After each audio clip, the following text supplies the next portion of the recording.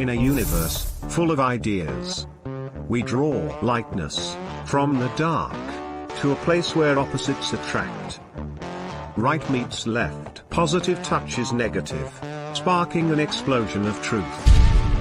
Because politics makes strange bedfellows.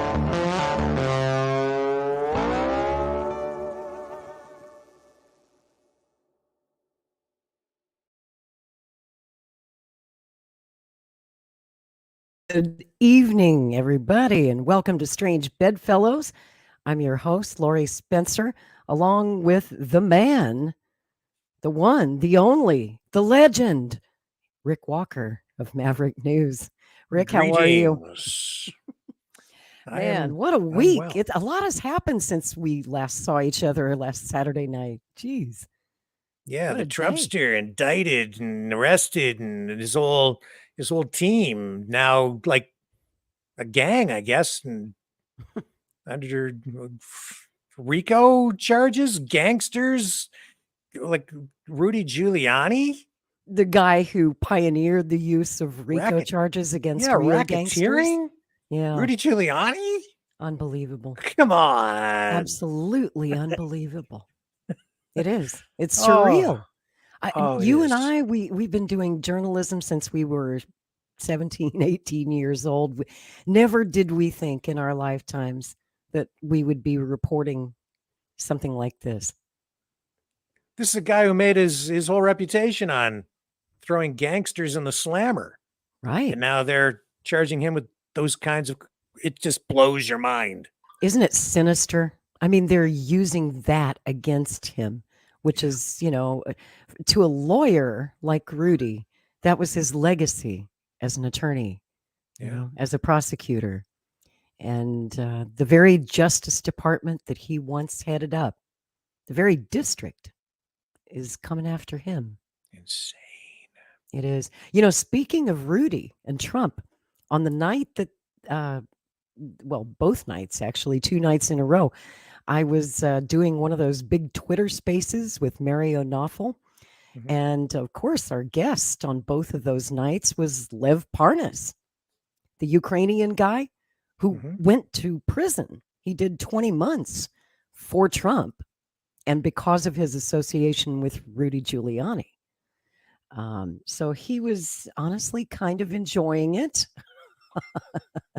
He did hard jail time for Trump, He was one of Trump's biggest supporters and donors, and that's how the trouble began that ended Lev Parnas in prison. But he's out now, and he's free. So we had a long talk with Lev about that. It's a funny thing about Lev Parnas. I did not want to like the guy, right? Because he sang like a bird to prosecutors, I didn't want to like him, but I have done several Twitter spaces with Lev now. And I got to tell you, man, there's something about him that's just damn likable. He's a really nice fellow. Always respectful to me in conversation. And he does bring up some pretty salient points about Trump. And, he thinks Trump's a criminal. He's entitled to his opinion. But, I can see how Lev managed to get into the good graces of the Trump organization, how he became accepted in that circle, how he became personal friends with Trump and with Rudy Giuliani, because he's just so damn nice. He's really, really likable, really funny guy. And unfortunately, he got caught up in this web of never-ending prosecutions by the State Department of anybody who's connected to Trump. And of course, all of that happened because of the impeachment of 2019 and 2020 over the perfect phone call to Ukraine and all of that. So anyway, man, what a week. And on top of that, you had a big storm up there a couple of nights ago. The whole Great Lakes region was hit by a big storm. There were some tornadoes in some areas, not right around where I am. I know in some parts of the Great Lakes, serious damage. A couple of people were killed. Here, flooding of people's basements, trees down, that kind of thing. Yeah. It took me day and a half, it took 2 days really for me to clean up all the debris and brush in my yard that came down. And the city's been actually pretty good. The municipal crews, the work crews are out today, and I was wheeling more chopped up wood over to those guys at the wood chipper around the corner so they wouldn't have to come down our street. And yeah, people work together, and we got things back in order around here. And so that all that damage wasn't a tornado, that was just straight line winds? Yeah. Holy cow, how high were the winds? It was one wicked storm. I haven't seen I don't know. It was funny. I normally don't get too worried about stuff like that, but I was out walking the dog earlier that night, some lightning, and you'd hear rumbling, thunder. That looks a little weird. And I don't know. Anyway, I got back home. Half an hour later, I'm sitting in front of the computer. I'm about to do some work, and the emergency thing goes off on my phone, right? An emergency alert. And I was like, no, that's serious. And it's just the same alert that I would normally hear, but there was something about it I knew. This one was serious. I got scared. So I went up and I told my wife, I said, better get down into the basement. Sure enough, within like a minute, the storm hit, and I'm looking out the window from downstairs, and it's just wicked winds, and everything's being whipped around, and it tore up like huge century-old trees, ripped shingles off my neighbor's house, dumped huge amounts of water. The power went out, so I couldn't do any work that night or the next day even. And it was really bad. So then a lot of the neighbors, the power was out. We have sump pumps around here in the basements, and their basements flooded. I didn't have that happen. I was fortunate. Oh, yeah, because that's your broadcast studio. If your basement flooded, you'd be in big trouble. Jeez. Yeah. And, so I was very lucky. But I know that, further toward Windsor, in places, a little town called like Harrow, they had flooding down there. So there was, I saw a video of a hardware store that yesterday was still open, even though they were flooded. They were still selling stuff to people from this flooded store to show you how resilient, people can be, right? Well, at a time like that, people need the hardware store to be open because they're trying to clean up and fix things. And oh man, and you didn't have power for what, a day and a half? Yeah. In fact, some people didn't have their power restored until there might even still be a handful of people tonight that don't have power. Just incredible. Well, I'm glad you're okay. I'm glad your house didn't take any major damage. I'm sorry for your neighbors. Here in Oklahoma, we know all about it. We feel your pain up there. I was very fortunate, but I put the roof on this house myself with these hands, and my dad and my son, and we used extra long nails. Good. So no shingles came off our roof, boy. Man, I should hire you to come fix my roof. No, thank you. One that got damaged in the tornado a few months back. If I was there, I would help you. I would, but I hate roofing. That's hard work. That's hard on the back. It is, and it's dangerous work, man. You don't want to fall off a roof and go boom. No. Speaking of boom, I am so excited about our guest tonight. I have been wanting to meet this gentleman face to face. We've been like online friends, but we've never actually met. We have so many friends in common. I've been a big fan of his for several years, and I thought Strange Bedfellows would be just the perfect show to bring him on because you and Nick have a lot in common, even though you're on opposite sides of the political spectrum. Our guest tonight is Nick Brana of the People's Party of the United States. Our Canadian viewers might be a little confused because you guys have a People's Party of Canada, but we have one as well in the United States. And Nick Brana is the head of the People's Party, and I'm going to bring him in right now. Hi, Nick. Hey, Lori. Hey, Rick. Hello. Great to see you. Great to meet you. At last. So it's the Nick and Rick show tonight, or the Rick and Nick show. Yeah, we were talking right before the show that it's Rick and Nick from two different people's parties right across the border. That's right. And I'm not terribly familiar with your People's Party, but I suspect there is a lot that is the same between the two of them because they're both populist Yeah, parties. that's right. Exactly. That's right. I do too, because I think that's so much more relevant than left and right now, is whether you're really establishment or anti-establishment. Right. And Now, yeah. I completely agree. And I have to preface all of this. I have to say that, I have been involved with the People's Party of Canada as, the CEO of the Electoral District Association in my area. But I've, because of my journalism, I've sort of stepped back from a lot of that. Nevertheless, I I was a founding member of the party, like so many others who were sort of politically homeless for a while. Formerly kind of a conservative in my retirement from journalism and now back out of retirement. So things are a little different again. But I do understand what the People's Party of Canada up here is about. I understand what the populist movement is about, I think, at least enough to have a semi-intelligent conversation with you here tonight. Well, I would actually be. Rick, you're both founding members of your people's parties, right? You founded the People's Party of the United States. Isn't that right, Nick? Yeah, that's right. And started off as a draft Bernie for People's Party in 2017, and then became the People's Party in 2020. Well, I can't say that I founded the party. That honor would have to go to Maxime Bernier, the leader of the party. I'm just a little guy. I just joined the party at the very beginning. I was there when that seed was planted. So I'm a founding member, right? For whatever that's worth. You got your badge. You got a special badge for being a founding member. They put a little notation beside you when you on the membership list, and I think if you let your membership lapse, then they don't. Then you suck until you renew.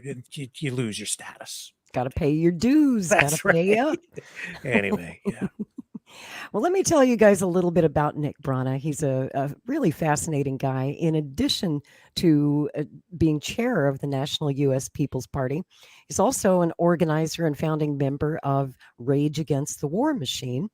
That is an event, of course, that we gave a lot of coverage to on Maverick News back in February, the big anti-war rally in Washington, D.C. And since that rally, there's been a coalition that is formed across the political divide. And you have the Libertarian Party, you have the People's Party, you have Caleb Maupin and CPI, another friend of the show. They're communists, socialists.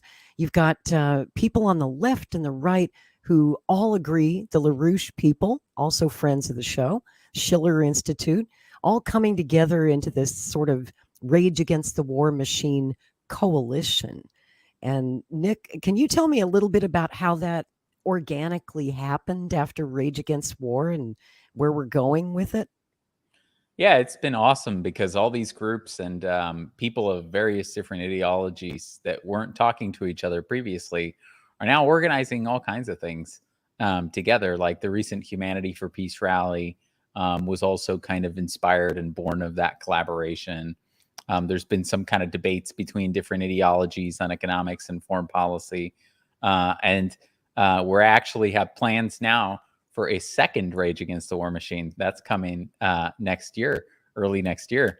So is that February? Going to do it in February again? Yeah, February again. Exactly. Great. It's almost going to be on the almost the 1 year anniversary of the first one. So, with and when we were thinking about it, we were kind of thinking like the past 3 years, including this coming one, there's been kind of like a big rally at the Lincoln Memorial in Washington, D.C. that's brought together left and right against the establishment. It was Defeat the Mandates in 2022. 2023, it was Rage Against the War Machine. And now we're going to have another Rage Against the War Machine. It's going to have a special theme that we'll be announcing pretty soon.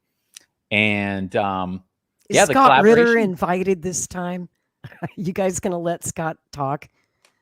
Oh, I love Scott Ritter. I know, but I don't know. That's such a third rail, unfortunately. But he did speak at Humanity for Peace, yes, which I thought was great. I did see that. But our collaboration was actually born off of a podcast that we did between the Libertarian Party and us at the People's Party, all the way back about a year ago. So yeah, it's been great since then. I love that. And I wanted to dig in a little bit to the past and talk about your political work. You know, you've been, ever since you were in college, you've been very politically active, and you have a really fascinating background in politics. I know at one time, it's okay, when we're young, we all make mistakes, but at one time you were a Democrat. Yes. And you used to be Deputy Director of Voter Protection on Terry McAuliffe's gubernatorial campaign, and then you worked on Senator John Kerry's PAC. What was that like? Well, those are the experiences that convinced me to become an independent. Mm-hmm. It was, you know, coming out of college, I really wanted to help make some kind of positive change in our society in the United States, because I thought there's so many kind of obvious solutions and things that should be done that people agree on, you know, across the political spectrum, that aren't done, like ending the wars and putting that money, you know, kind of back into infrastructure or taking it off taxes or whatever. And so, you know, I thought naively that the Democratic Party could be like a venue to do that. And so I got involved with them. I worked on various campaigns and on Kerry's PAC, and then on Bernie Sanders' presidential campaign in 2016, where I was the national political outreach coordinator, reaching out to the superdelegates for him, trying to win Good their luck. support. Yeah, exactly. It was miserable. It was miserable. And then also doing some delegate work at the convention, helping to arrange his political meetings, things like that. And then he asked me to come over to Our Revolution. So I helped found Our Revolution with him after that as well. But that whole experience of how they cheated Bernie in the primary was kind of what told me that party couldn't be reformed.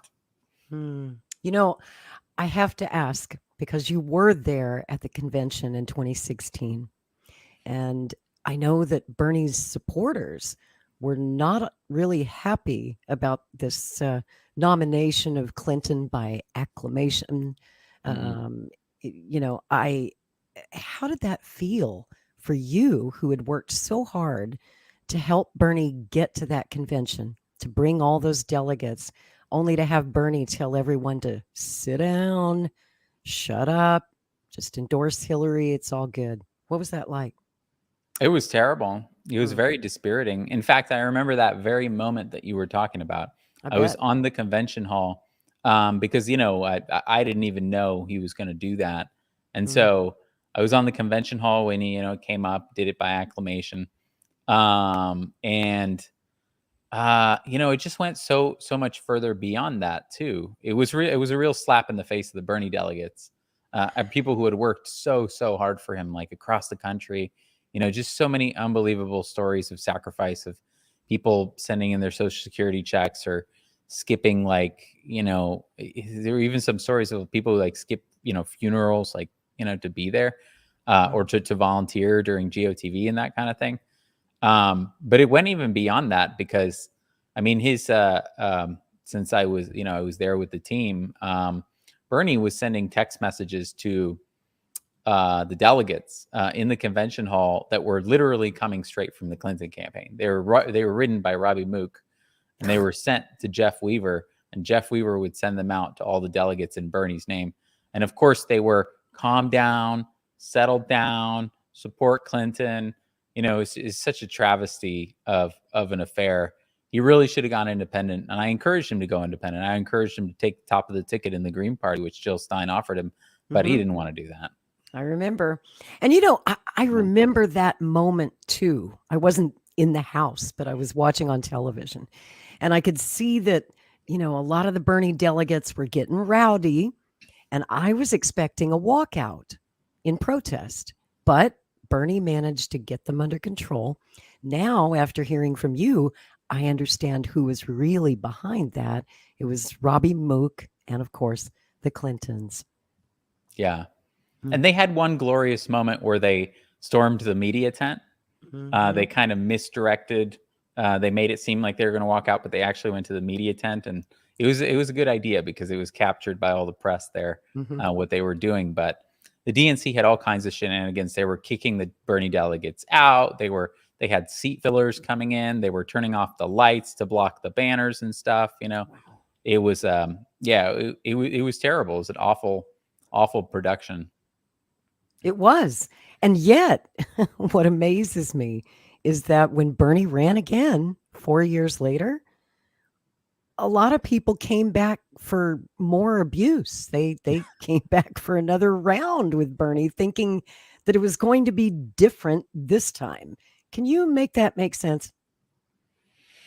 That gets to the foundation of the People's Party, actually, is that it was born out of a split in the Bernie camp, where we represented, as the People's Party, Draft Bernie, the kind of group of those Bernie supporters that didn't believe that the Democratic Party could be reformed. We just watched the DNC, rig the process in the WikiLeaks revelations and everything. And of course, then we saw the DNC fraud lawsuit, and so we said, Bernie, love you, but this party can't be saved. Instead, you should come out and you should run. You should run independent, run again in 2020, but run as independent. And so, we, in that kind of first phase of what we did, we organized as Draft Bernie for a People's Party. The idea being, come on, Bernie, come out here and join us instead. And let's start a new party in this country. The new party that like 60% of Americans wanted back then. Now it's 70. Right. And run again. And with all those 13 million people who you had vote for you in the primary, and the $240 million that you raised, and your massive email list and everything, we can do this. We can get it done. We can get nationwide ballot access. You can run, and you can really take on the two parties. There was an article I wrote in the Huffington Post at the time that was the very beginning of Draft Bernie, where I suggested that happen. And there was such a surge of support for that. But, and then it kind of culminated, Draft Bernie kind of culminated in the Convergence Conference, which was a conference that we hosted with a bunch of allies, lots of people who were supporting Draft Bernie, to get him to break with the Democrats finally. And it was at American University Law School. And we had the Draft Bernie town hall where we invited Bernie to hear from us, hear from all of our, supporters. There were hundreds of people there. Jimmy Dore, Cornel West, and Shama Sawant were hosting the town hall with me. And Bernie stood us all up. Bernie stood us up, and I remember that. He didn't even want to talk to us. And it was so disappointing, but look at him now. So, right. That's just what the Democratic Party does to people. Yes. And since, I'm working with the Kennedy campaign, Robert F. Kennedy Jr.'s campaign, and he's running in the Democratic Party, despite all of our advice not to. Yes. He is, he's on a mission to try and save the Democratic Party. Now, I think that's an admirable mission. I would like to have our Kennedy Democrat values return to that party, but firsthand what an uphill battle that's going to be, because you went through it all with the Bernie campaign. And so I'd like to talk to you a little bit about that and what you think Kennedy will face in terms of opposition from the Democratic Party based on your experience with Bernie. Yeah, no, I mean, gosh, so many things. I see it now. It's it was the superdelegates, of course, are they have multiple lines of defense. There's of course there's no debates this time, and so I'm sure they're gonna stick to that, and because they're terrified of putting Biden on a stage with Kennedy or Williamson, and then they've reshuffled the primary debate order. Of course, they put South Carolina first, so that's kind of going beyond what they even did to Bernie. They're inventing new ways to rig it. And of course, how did that come to be?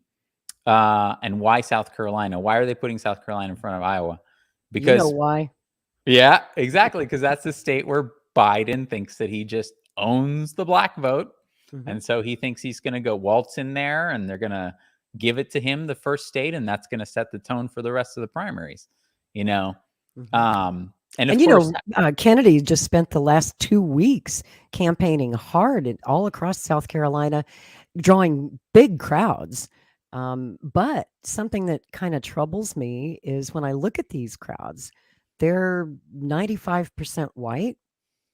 And I don't understand why we're not seeing more black faces in those crowds, because the Kennedys and the black community have been, some of their heroes. They're like gods in parts of this country, certainly down in the South. They've got a picture of Jesus over the fireplace, MLK on one side and John F. Kennedy on the other, as the Holy Trinity in much of Southern Black America. So for the life of me, Nick, I can't figure out what Bobby needs to do to bring the black voters over to his side, away from Joe Biden. What the hell has Joe Biden done for Black America? Oh my God, what hasn't he done to them? Exactly. I mean, this is like, I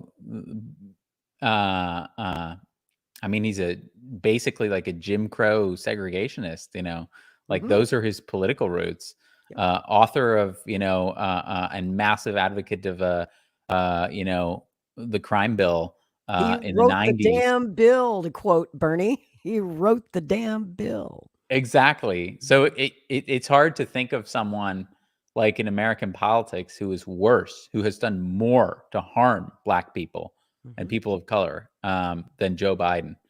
But, in South Carolina and through a lot of the South, a lot of the politics, especially in Black communities, it works through those institutions where, people gather through churches, networks of churches, which the Democratic Party, works very hard to retain this kind of tight control over. Good point. Yeah. So what I hope he's able to break through. I do too. What about something I've heard you talk about over the years with Jimmy Dore? When you were in that transition back in 2017, 2018, when you were doing Our Revolution and then the Movement for the People's Party, you talked a lot about sabotage of the Bernie campaign from within. I have similar concerns about the Kennedy campaign, to be honest with you. I won't go into detail or name names, but I have some concerns. So tell me a little bit about how that happened and what happened.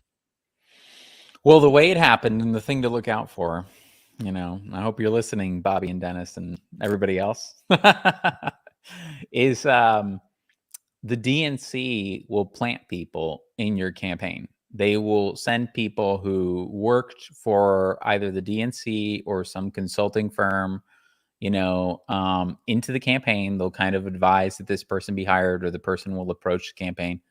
And that person has relationships, often strong relationships back to the party apparatus. And so those people will then feed information, back to the party, which, the party can use, of course, to try to sabotage the campaign. And we absolutely had moles in the Bernie 2016 campaign. It was well known by the end. And so it is definitely something to look out for. You have to, I think, in building a team, this is always a dilemma, because a lot of including for us at the People's Party, because a lot of the experience, especially professional campaign experience, exists in the world of mainstream establishment Democratic politics or Republican politics. And so when you're looking for experienced staff and experience, and professionalism and knowledge, it makes a big difference. It's hard to find those people who have this, who share your viewpoints, and have not worked for all these different candidates, or, who are willing to break from them.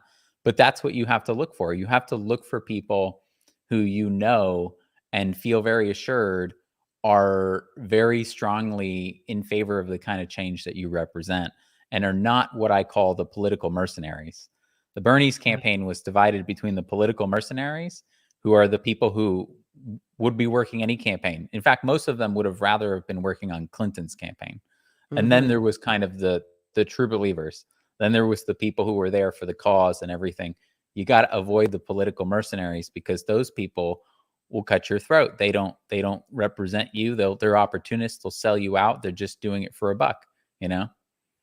That is exactly right. And, you know, besides the DNC moles that work their way into these campaigns, I would be remiss not to mention the intelligence community moles who also work their way into political campaigns. And this I can talk about publicly because it's public knowledge, and Bobby himself has talked about it. And this doesn't have anything to do with our staff at the Kennedy 24 campaign. But something that's of great concern to me and to others is, you know, the coziness that exists between Bobby Kennedy and the intelligence community. Of course, his daughter-in-law, Amaryllis Fox, who's married to his son, Robert Kennedy III, former CIA agent, spent many years with the agency. Now, of course, she's one of those who says, oh, I left the CIA and now I'm not, you know, supporting the CIA. But does anyone ever really leave the CIA? Does anyone ever really leave the DNC? Do their loyalties really change? Those are the questions we need to be asking. And last month, Bobby Kennedy had dinner in Las Vegas at the Bellagio with former CIA director under President Trump, Mike Pompeo, who I think is the devil incarnate. And he was also Secretary of State for President Trump. But I don't know if you saw the RFK interview with Tucker Carlson. It was really good. But he talked about that dinner. And we played it here last week on Strange Bedfellows, of Bobby explaining things that Pompeo told him at the dinner. And Pompeo came to him sort of in a sneaky way, like you might expect a CIA guy to do.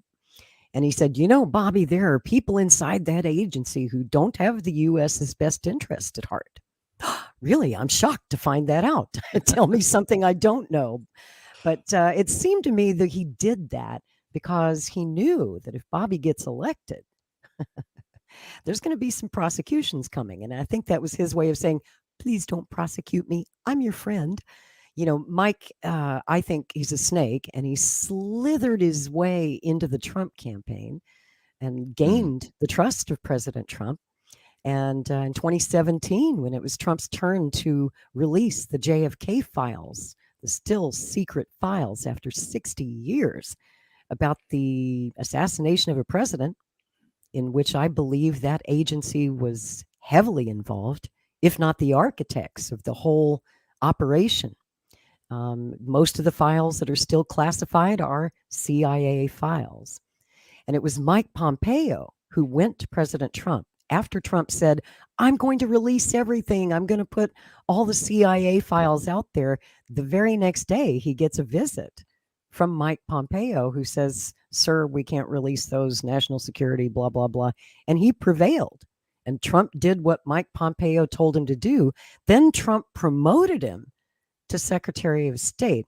And I should also say, and Tucker, thank goodness, challenged Kennedy on this during that interview. He reminded Kennedy that it was Mike Pompeo who had a plan to kidnap and or assassinate Julian Assange. Kennedy has pledged to pardon Julian Assange on day one of his presidency if he's elected. Now, what I found amazing, and you probably did too, when you saw the interview, was that Bobby seemed to be surprised to hear this. He didn't know that. When Tucker told him, you can see the look on his face. He's like, huh? Is that right? Is that true? And Tucker's like, you're damn right it's true. And Tucker did a report last year on his show about the JFK assassination. Tucker has a unidentified, anonymous, secret source who has looked at the secret CIA JFK files. And he says that the CIA killed President Kennedy. The day after Tucker did that report, someone, an assistant to Mike Pompeo, in Mike Pompeo's office, texted him and said, you just violated national security, and whoever your source is, we're going to find him and we're going to put him in prison. And that's the same thing that they did to Yahoo News when Yahoo News broke the story last year about the plan to kidnap and assassinate Julian. He went on the Megyn Kelly show. Mike Pompeo went on with Megyn Kelly and said to the whole world that Yahoo News, at the time I was working for Yahoo News, that our staff who worked on that story and our sources should be prosecuted under the Espionage Act and that we should all go to prison. So this is not a man to be trusted. And it concerns me because Bobby seemed to be really kind of liking Mike Pompeo there for a minute until Tucker told him, hey, this guy is not your friend. And then Bobby changes his tune and says, oh, well, I guess I probably shouldn't be cozy with Mike Pompeo. But in that interview, what I'm getting at here is Bobby was talking about this dinner that he had with Pompeo in Las Vegas last month, but he would not name the other people who were there at that dinner party. And we talked about it on Strange Bedfellows last week. We were all just kind of wondering, wonder who else was at that dinner table. Well, I found out. You want to know? Hang on to your hat. Hillary Clinton. Oh. Not joking. She was there. Hillary Clinton was at that dinner table. Yes. Oh my gosh. Yes. Well, I've known that they're friends. They're, that's been public. Oh yeah. He supported her every time she ran. He did. Even as a war criminal. That is concerning. It's concerning to me that first of all, I kind of wonder, why isn't anybody in his campaign kind of warning him about people like this? How does he not know these things about Pompeo, who he's meeting with? Right. Different campaigns that I've worked on, for example, like when I worked with Kerry on his PAC, which is a very eye-opening experience, Democratic Party for me. Oh, I bet. It was my job to arrange his meetings with big donors. And sometimes I would go to them with him. And so we would go to different boardrooms around Washington, D.C., these like K Street boardrooms, or we would go to the private homes of, these really rich Democratic Party donors. And before that, one of my jobs was to write him the bios of the people who were going to be there and to find out who was going to be there. And this was something, it was a piece of paper. He would read it as a briefing. He'd read it on the way or, before that. So we always knew, and he always knew who was there. And it just kind of surprises me that, how can there not be anybody around him who's telling him, maybe this isn't the best idea. Maybe nothing good can come from associating with this character. And it gets to something else that concerns me about the campaign, which is that, both in the case of like Amaryllis Fox, and this meeting you're describing, there seems to be or I wonder if there's a school of thought in the campaign that says that, maybe by having some connections here or there, maybe by showing a little bit of friendliness, a little bit of safety to the intelligence community or some people in it, maybe a little bit of a wink here and there, maybe they won't kill you like they killed your dad and your uncle. Right. Or sabotage us in whatever way, sabotage, the campaign. Yeah. I mean, why didn't Amaryllis warn him about Mike Pompeo? Does she think that Pompeo's one of the good guys? Because if she does, I'm afraid she is mistaken. And you're right, Nick, the way they always do it, the way that they get the candidate in their web like a spider trapping a bug is through money, through donations, because they know that obviously we need donors.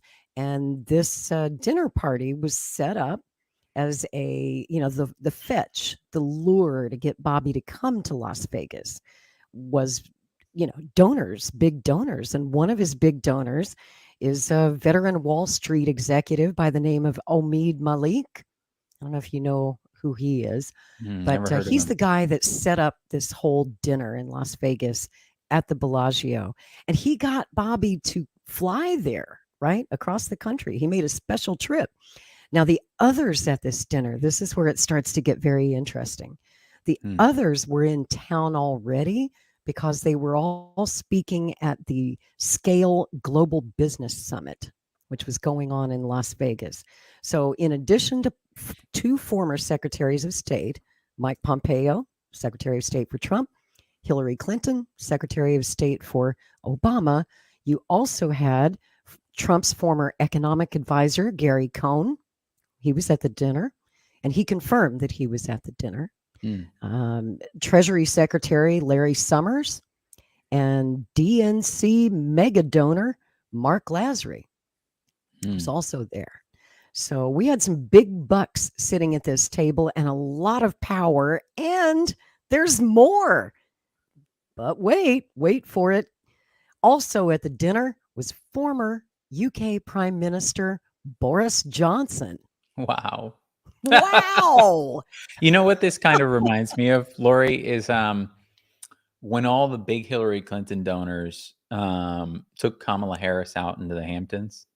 And they basically, had this event with her. And that was where it was decided that Kamala was going to be the nominee in 2020. Of course, they failed because Kamala's just horrible.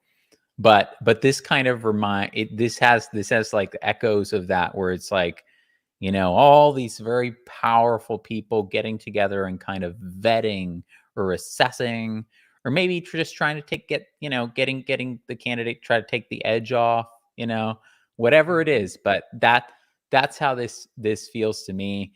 And I worry, because the source of Bobby's popularity are his principles. It is, what it is the fact that he's against these people. He's against what they stand for.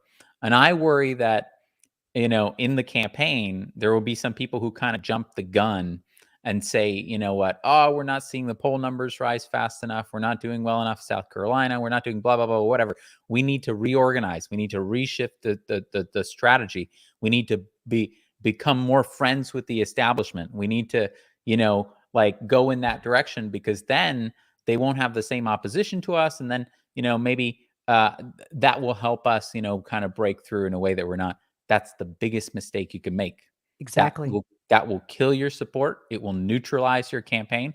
And I know, because I saw Bernie make the mistake firsthand. He made it in 2016, and then he doubled down on it in 2020.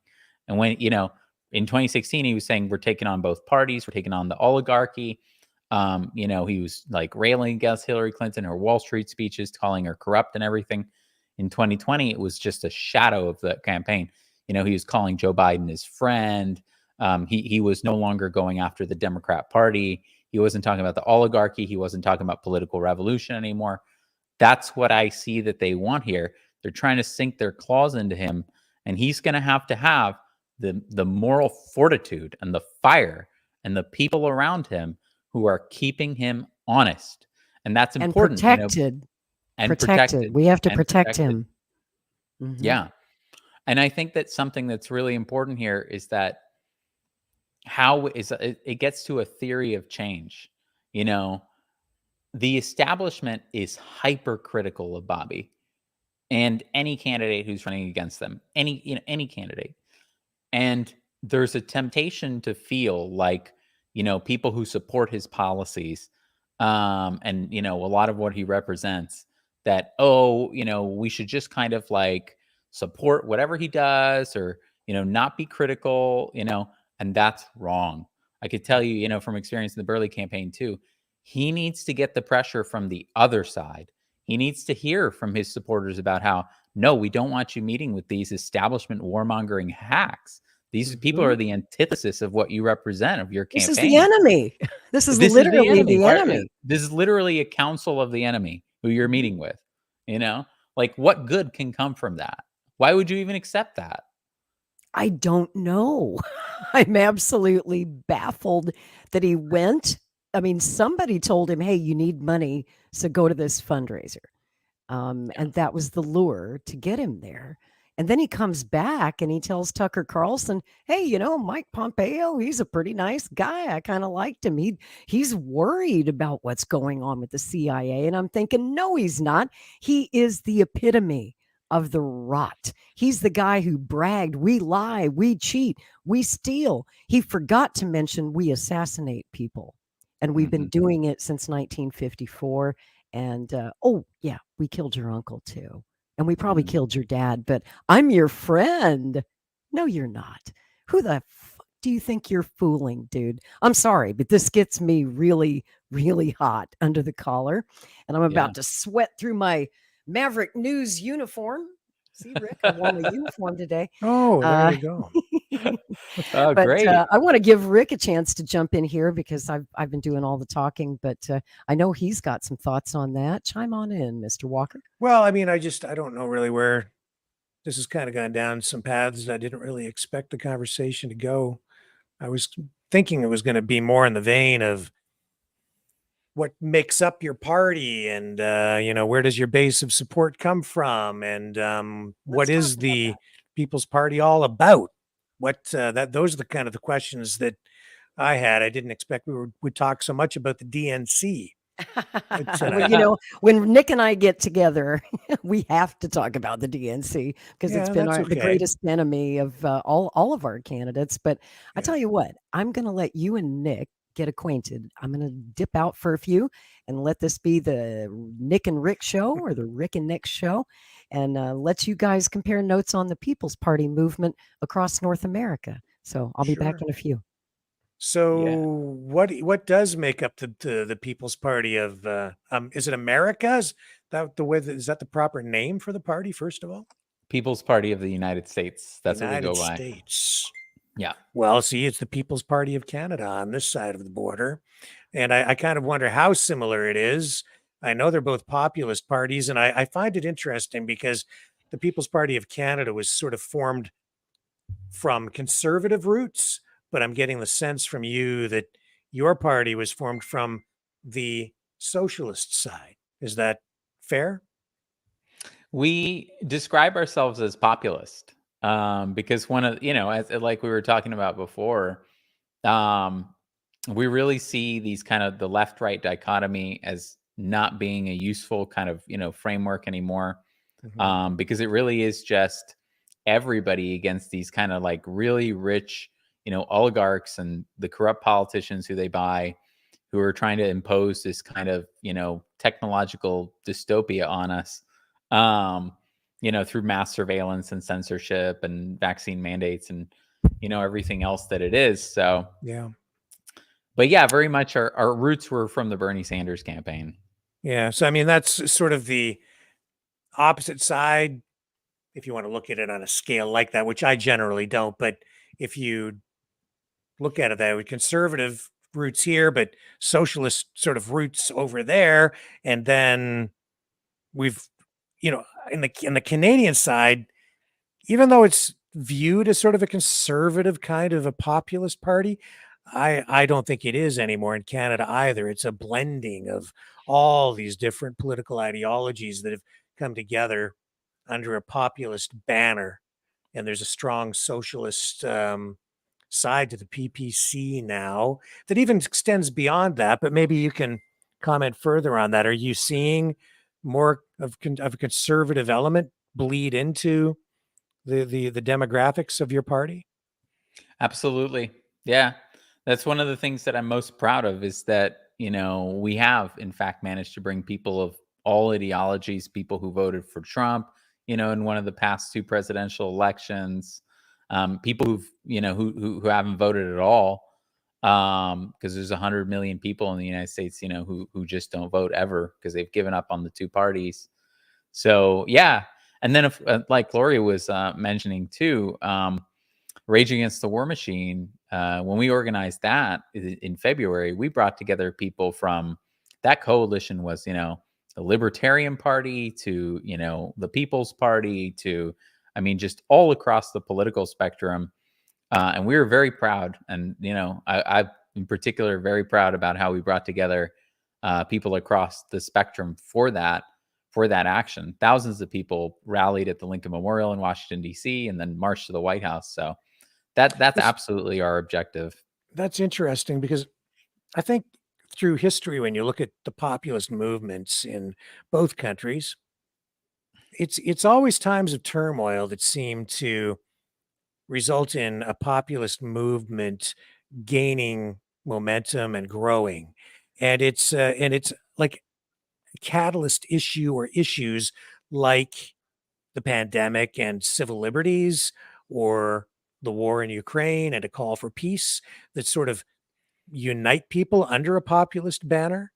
But how do you keep it together? Because if you look back through history, the populist movement has had a difficult time remaining cohesive, because once those core uniting issues are sort of dealt with or become less important to people, if it's like an economic issue where the economy eventually gets better, then it's those other issues that divide, say, conservatives and socialists, that seem to tear the movement apart. Is there something within your party that would retain that glue that holds things together? I would say that if we were to see all of the changes, there are so many things that bring people from, across the political spectrum, left and right, together at this point where we are, I think, in the United States. There's, the fact that it's like 80% of people live paycheck to paycheck. Half the country can afford like a $500 emergency. Everybody, is being so absolutely squeezed. People are just outraged at every new kind of giveaway that goes to Ukraine, while the infrastructure is crumbling here and the price of gas and groceries blow up. So, and then of course there's the political corruption, all the money that goes into politics here, this, the money from Wall Street and Silicon Valley and big pharma and everywhere, that goes into our politics here. And all of these, I think, are things that people can agree on. And so the more like across left and right, so the more kind of corrupt and down this path that we've gone, where the two parties, the Democratic and Republican parties, have just become more and more and more similar, and they've just kind of merged, at this point, where you can't even tell which is like the more anti-war party anymore. It seems to be the Democrats now, because they're advocating for more war money than the Republicans do. So that creates this just massive kind of vacuum where it's like this dynamic where you have a one-party state in the United States, the establishment party, and then there's just a giant vacuum with all these other issues, where there's huge agreement. So, in some ways, it sounds like you're describing a class struggle, a modern class struggle. Is that about accurate? It is. Have you heard this Rich Men North of Richmond song? I have. I think that very much embodies the spirit of what's happening in the United States now. It has become something of an anthem, right, for the populist movement. It has. Yeah. And the fact that it's been embraced by what's called the right here in the United States is, I think, amazing, because this is a song about class struggle. It's a song about low wages. It's a song about, kind of rich politicians that are, just running our lives. And all of those, have been thought, I think, by a lot of people as kind of these left-wing issues. And yet, we're seeing that really this is something that unites people across the spectrum. Sorry, someone's trying to video chat me on Facebook while I'm talking to you, which is a little bit distracting. So would you say that, how much dovetailing does your party have with, say, the Trump movement or even the RFK Jr. base of support? Because I see both of those candidates as populist, but you're actually running the, sort of the populist party, and yet those guys are with the establishment parties. And they're also very populist. That's where their base of support is. Is there much overlap there with those guys into what you're doing? There's a significant amount. And one of the things that I think brings us all together is that we recognize that there's kind of this deep state. Kennedy calls it the corporate state in the United States, that is this unholy coming together of, the biggest corporations and oligarchs in the country, and then, corrupt government and intelligence agencies that are really running the country for their own kind of enrichment and at everybody else's expense. I think that's something that everybody is seeing and approaching from different perspectives. And Bernie kind of tried something similar too. He's a part of this populist wave. He was Bernie and Trump weren't even kind of like meaningfully members of their party when they ran in the primary in 2016. And so the outsider candidates who came from nowhere were the ones that dominated the primary. So there is this like populist revolution that has been is like basically struggling to be born here in the United States. And it's trying to work through the establishment parties right now. It's trying to work largely through the Republican Party, trying to work through the Democratic Party. And I think it's discovering the limits of working in those parties, especially in the Democratic Party, where Bernie was shut down with such a heavy hand. But in the Republican Party, it's been more successful, of course, with Trump, being able to take hold there. But and why do you think that is, Nick? If I could interrupt, why do you think that Trump and that populist movement was successful in taking back the GOP when movements to do that in the Democratic Party have failed? I think it's because movements like Bernie. I think there's a couple reasons. One is kind of the fundamental interest of corporations that basically run the country, but another is strategic. In the first, it's that it's the most important to prevent any kind of like left change in this country, like anything, whether it is higher wages or Medicare for all in this country, single payer, or anything like that, or some kind of making sure there's affordable housing, stop abolishing homelessness, all things that we support at the People's Party. That is much more against the interests, I think, of the ruling class in this country than, say, Trump. The difference between a Trump and the ruling class is much smaller than the difference between a Bernie and the ruling Trump class. Is the ruling class. Trump is a ruling class. He's a billionaire. Yeah. So, which is kind of, isn't that a remarkable condemnation of our system, that Trump is really, in the big picture, so close to them ideologically. I mean, the guy came in and he slashed corporate taxes, did everything they wanted, put a bunch of billionaires in the administration, gutted a bunch of the agencies, the EPA and whatnot. And yet, they still can't tolerate him.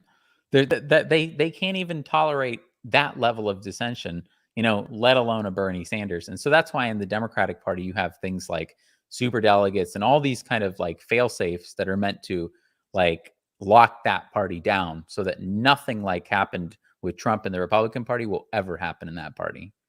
That's right. That's right. And I think, and I wanted to see if you guys agree with me, that rather than having a class war, which is what they fear the most, if the lower classes, the working classes all band together left and right, like what we're trying to do, and target the real enemy, which is sitting in the House of Government, they'd rather just start a civil war than have a class war. And I think that's what they're trying to do, is pit us against one another and start civil wars, not just here in the United States, but in Canada as well, which is something that Rick talks about a lot on Maverick News. Go ahead, Nick. Yeah, Rick, I was I'm super interested in, how would you sum up what is most important to the People's Party in Canada and how it's come about? Great question. I think it has shifted, and I do not speak for the party. I don't want to anyone to think that I'm sitting here speaking for Maxime Bernier or the party. This is entirely my own opinion on things. Okay. That party started because Maxime Bernier, who was a conservative, ran for the leadership of the Conservative Party, lost by, I think, 1%. And he left, formed this new party, which, Canada's a different political animal. What's most important? It started off as a new conservative, a new home for homeless conservatives, because I felt too like the Conservative Party had left me. I didn't leave the party because they kept going further and further to the left and embracing more and more sort of, wokeism and that kind of ideology.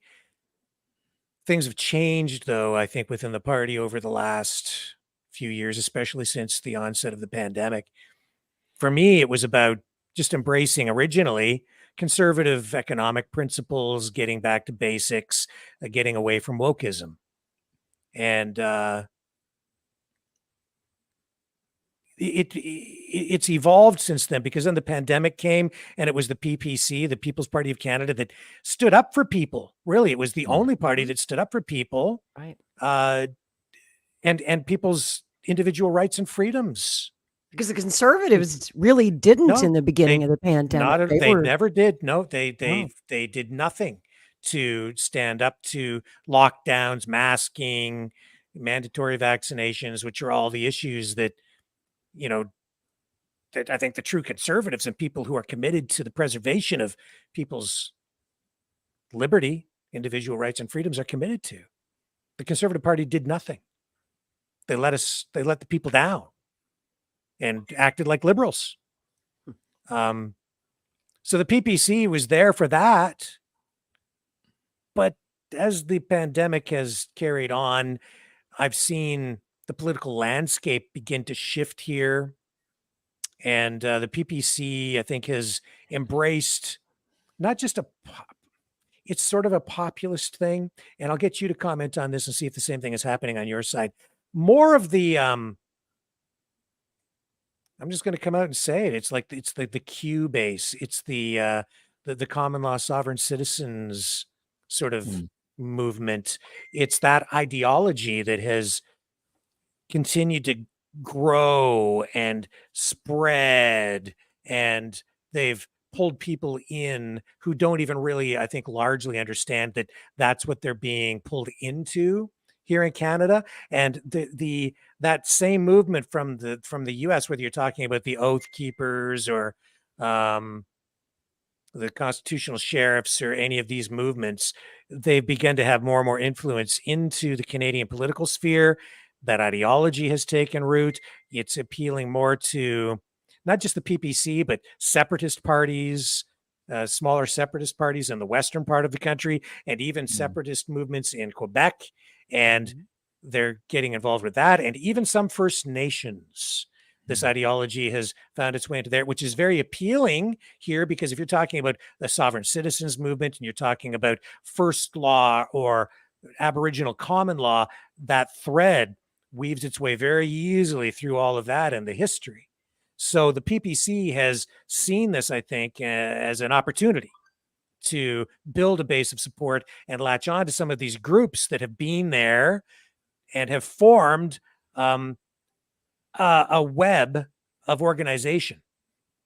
And so the PPC has been able to use that. And I think it's been there for actually quite some time, unseen, but it's becoming more present now. And so they're using that as an organizational foundation.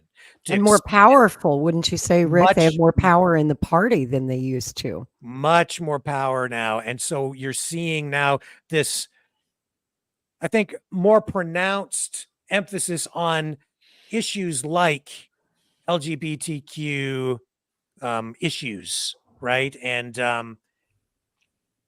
the drag queen story times being taken into schools, and the PPC sort of embracing that as an issue that is very concerning to them. And if you want to talk about hashtag save the children, that kind of stuff, which is at the very center of the Q movement, it's becoming very prominent even within the PPC. And so because there's, that to me too is why the Trump campaign today feels so much different today than it did in 2015, 2016. It sure does. Because that stuff was not prominent even in the US. It was there, but not prominent. And then by 2017, it became a political force to be reckoned with. It now, I think, almost dominates the MAGA movement. It has become so prominent, and we're seeing that same sort of, well, just within the last year, especially year and a half, 2 years, it has found its way into Canada. And for a bunch of reasons, I have theories on why that's happening, but maybe it's you a want to comment on curious that. thing. It's like a coalescing of the Q movement and the freedom movement, the anti-mandate, anti-vaccine movement, and the sovereign citizen movement all coming together.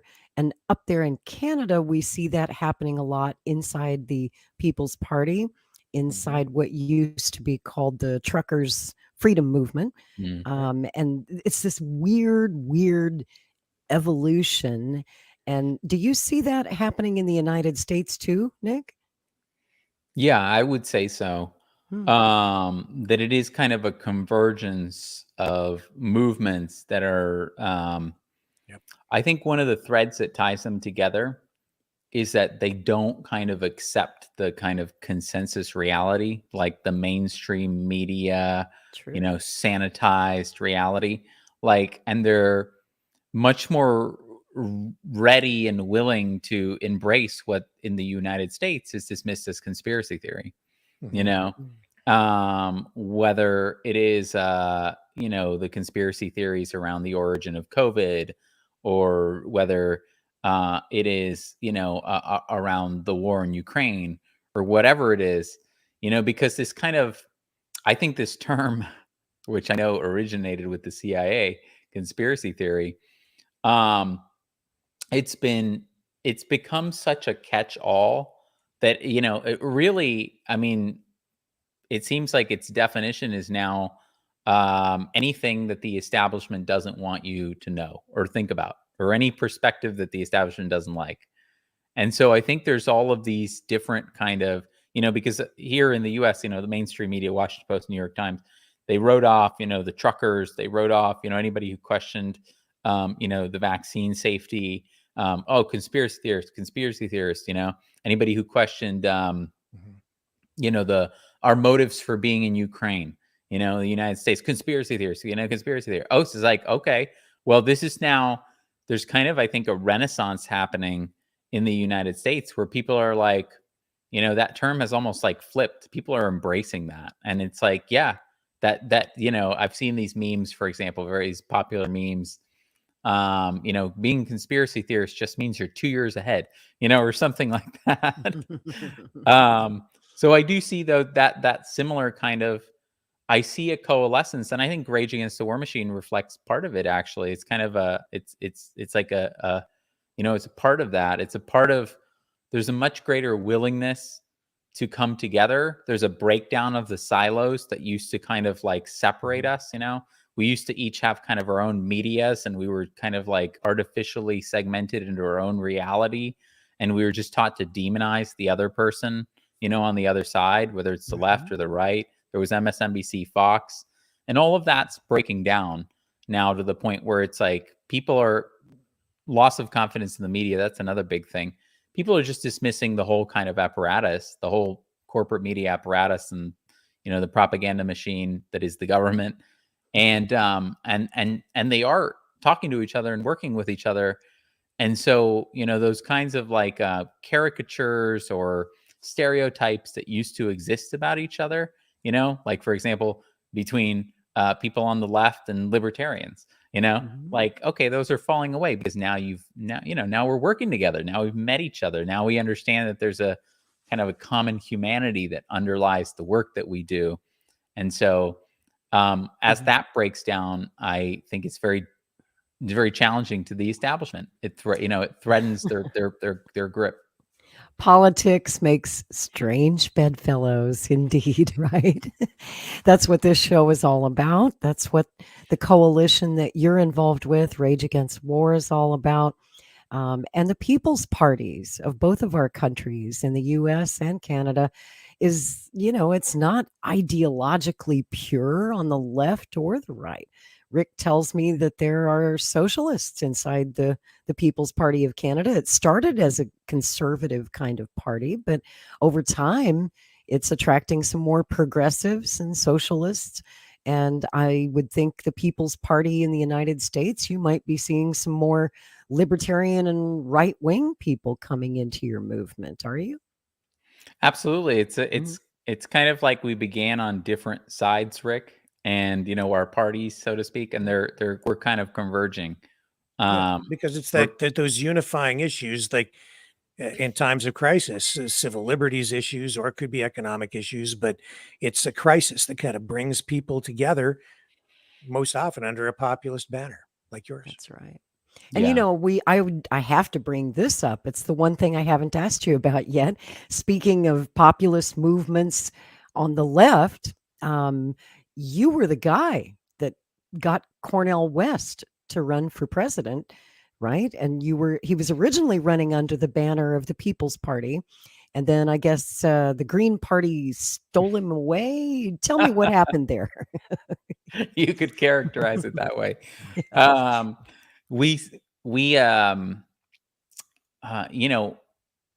Our political system here, Rick may know this, and you too, Lori, but our political system here in the United States is such an aberration of voter suppression laws against third parties. Ballot access is meant to be this incredible hurdle. Then, of course, you have first past the post voting and single member districts. So it's all meant to maintain this two-party dictatorship in the United States. When you actually study the ballot access laws, one of the greatest ways to break through that and to found a new political party in the United States is to run a presidential candidate, someone who embodies, the kind of change that your political party represents. Both because it helps in terms of having a galvanizing figure, having someone like that who stands for those things that that your party does, helps obviously bring in people to help, volunteers to help with the ballot access, helps with fundraising, and it also helps with getting the media, and the requirements are actually lower. The signature requirements are lower when you're getting ballot access as an independent, as opposed to through a political party. True. So, that is something that we took very good.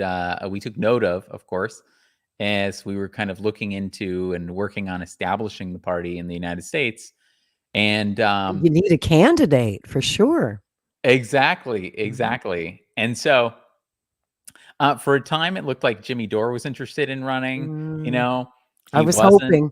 In the very end, he brings together a lot of people. He would have made a great candidate. He would.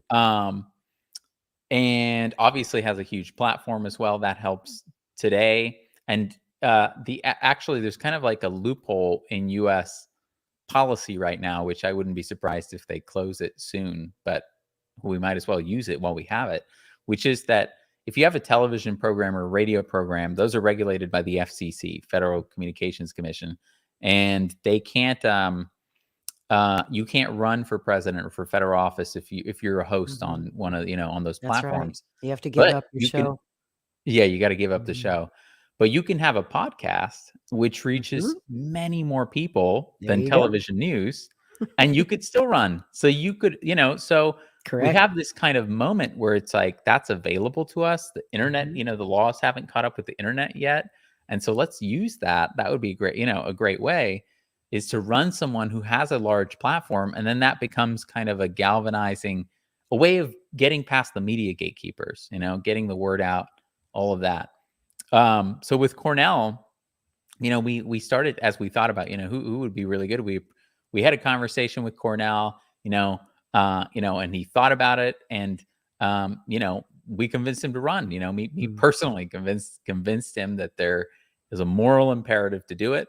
To How break hard was system. that? Was he resistant to the idea? Did you have to really work on him? I mean, how did you convince him? I'm curious. Well, convinced him, I think, on a number of different fronts of telling him that there is this kind of moral imperative. We had our roots in the Bernie Sanders campaign, so we talked about the Bernie Sanders campaign and about how, we saw what they did to him.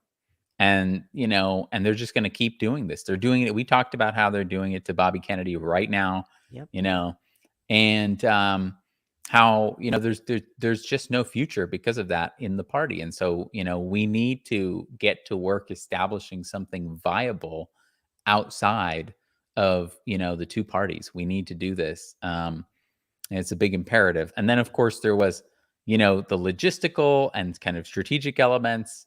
And he was into it. He was into it. I don't think that he'd been thinking about it beforehand, but as we started talking with him about it, he started to kind of get more and more interested and say, yeah, this does need to be done. I think we can pull it off.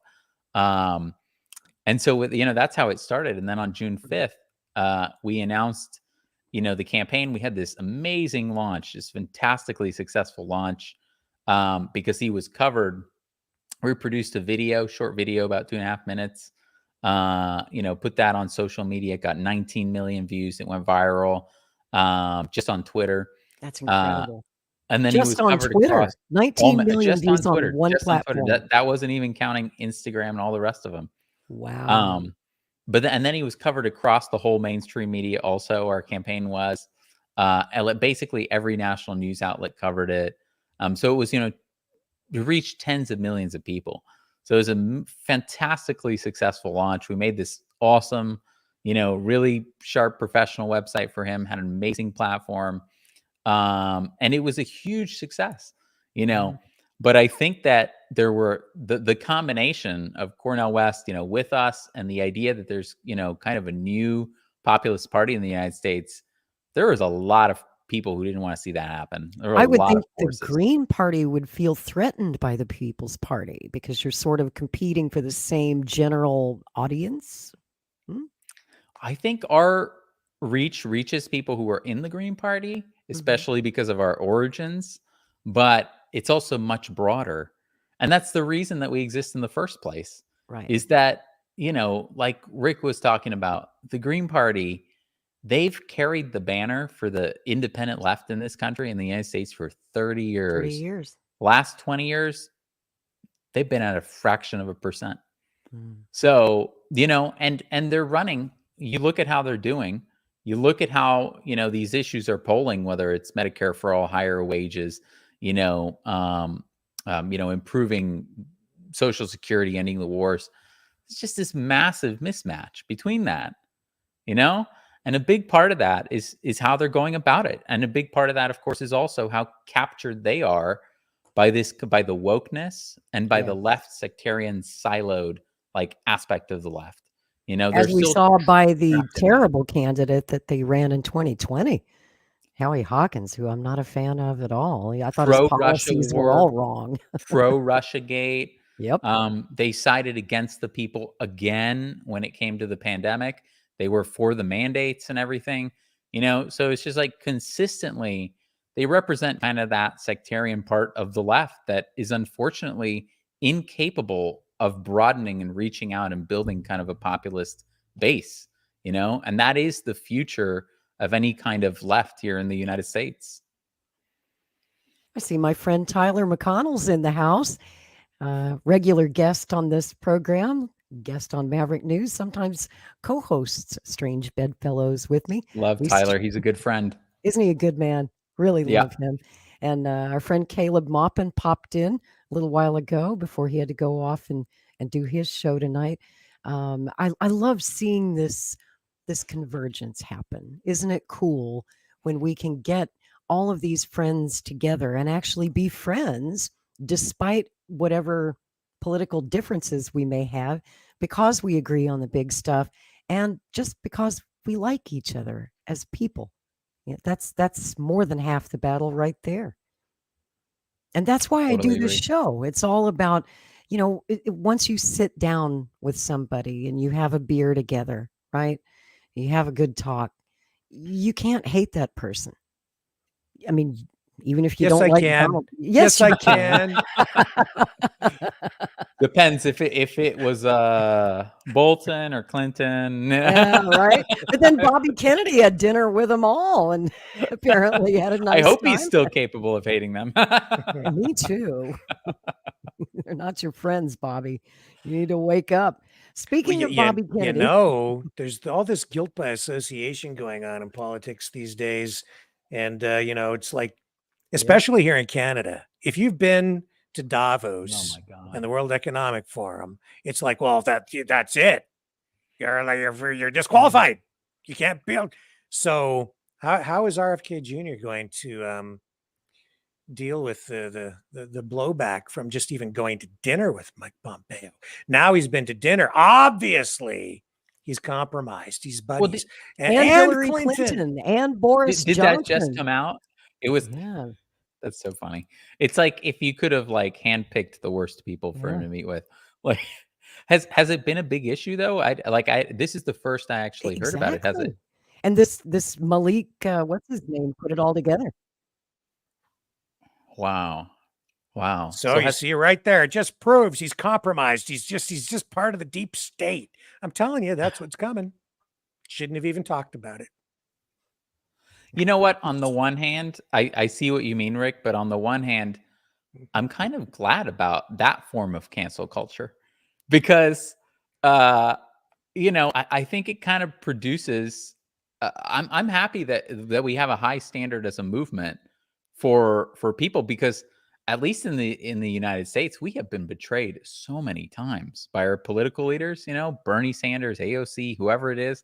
I would even count Trump among there because, he came in, said he was going to be populist, but just did everything the establishment wanted. So now people have a very low tolerance for bullshit. And I'm happy about that. They're very, very skeptical. Yeah. Up here in Canada, though, what's going on is it's like, isn't it a beautiful the conservative thing? leader? I've been waiting all my life for this. He says, I left the Democratic Party in 1996. What's going on here? Because of the Clintons. I thought that the Clintons and their ilk ruined the Democratic Party, at least for me. So I've been a libertarian for the past 27 years. And, I've been waiting for the rest of my fellow Americans to wake up, to catch up with me. I've been a conspiracy theorist since before most of y'all were born. I've been studying the JFK assassination for 40 years, and I'm well aware that some conspiracies are in fact real. And speaking of conspiracy theories and the Kennedys, and we're having a big Twitter space tomorrow night about censorship. And what it's really about is the lawsuit that Robert F. Kennedy Jr. has filed against Google and YouTube for not only censoring him and his campaign, but is also censoring his supporters who post videos about him. They get their videos removed. They get strikes on their channel. They get their channels taken down. I had a YouTube channel called Lori Spencer, and I had strike 1, strike 2, strike 3, all of them for Bobby Kennedy. I mean, before that, I just put news on my channel, never got a strike, never got in trouble. But as soon as Bobby entered the race and I joined the campaign and I started covering the campaign, putting out videos about it, boom, strike 1, strike 2, demonetized, and finally just banned altogether. And that's happened to so many others who have either, and some are just interviews, just journalists who interviewed Bobby, had them on their podcasts, like Mike Tyson, the boxer, Theo Vaughn, Kim Iverson. So many have been censored just for talking to the guy. Yeah, YouTube will just take it down. So, and we also at Maverick News are currently on our second YouTube jail sentence in as many weeks. We got a strike on our channel couple of weeks ago. It didn't have anything to do with Bobby this time. I think it was Trump. It was our coverage of the indictments, which of course everybody is covering. It's the biggest news story in America, in Canada too. The whole world's talking about it. So as journalists, of course, it was our top story. And then we had 7 days in YouTube jail, and then out of YouTube jail for what, 3 days, Rick, before they struck us again? Yep. Wow. I don't know if Rick can hear me. Can you hear me? I don't know. There's something weird going on. I think we were out my, for 3 days. Maybe I think Lori might not be able to hear you, Rick. Yeah, you can hear me, right? I can hear you. Yeah, she has an audio issue. I figured that's what it was. I can hear you. You can hear me? Okay. Well, so that's a testament to. Is my internet acting funny? I think there maybe is a delay. Tell you what, Maybe I'll try a quick reboot and see if that fixes it. Okay. Yeah, weird. I'll be right back. Okay. That is strange. Oh, see, it's the deep state and the CIA screwing around with our internet because they're spying on us again. That's what it is. Getting ready to censor us even more. So, are you experiencing the similar They're issues? censoring us. Exactly. Well, they definitely are with all those warnings and stuff you're getting. Yeah. So I'm not sure where you want to take the conversation from here. A lot of DNC stuff in there for a People's Party. I've been noticing that, but you don't have a candidate. So who do you get now if you don't have Cornel West? That's right. Well, we're thinking about where we go from here. The Greens, unfortunately, they've run Cornel West's campaign into the ground. I hate to say it, no events, crashed the fundraising. They don't seem to be really doing anything. And we had so many plans with him, so it's a real shame. Unfortunately, I don't see him. I don't see him doing breaking 5%, and I also don't see him with the Greens. And also think there's even a decent chance, a good chance, very good chance that he drops out before because the mainstream media will pile on him, and he has family members who simply don't want him to be a spoiler. And they've said, no, that's going to ruin your legacy. And if you're running independent, I think you got to be 100% set on that. And, you have to be prepared to take that. So, unfortunately, I think it's likely that he'll drop out. And the Greens have made just complete mess of his campaign. Such a shame of what we started. And I would really love to see Bobby Kennedy go independent in the end. So would I. But he said a few weeks ago that he wasn't going to. He said it was off the table. I really hope that's not the case. Do you really think, though, that an independent, like if you don't have the DNC or the RNC machines behind you, do you think you even really stand a chance? I think that's kind of like asking how fed up do you think people are in this country? And I think fed up people are fed up where they're ready for that, where you could see a mass shift. We also have the internet now, so political shift can take place much faster. Like in the UK, we've seen this in some other parties. In France, for example, the Socialist Party was basically destroyed by, Macron and Mélenchon and new parties there. In Mexico, AMLO's new party, Morena, basically, also destroyed kind of the major parties, really took down the center left party. In the UK, the Brexit party at the time, kind of blew within 3 weeks. It was kind of, surpassing the Conservative Party. So you can see these kind of like tectonic political shifts that used to never happen. They're now happening. And so I think that it could absolutely happen, especially if you have a situation where, I don't know, a Cornel West drops out and Kennedy ends up endorsing Biden. I don't know. I mean, when I look at even the Q movement, they seem to have organization, funding, an online media strategy that's highly effective, maybe even sophisticated would be the word, to a point where it transcends what I'm seeing even with some of these other established political parties. I mean, I see that as sort of an arm of a populist movement.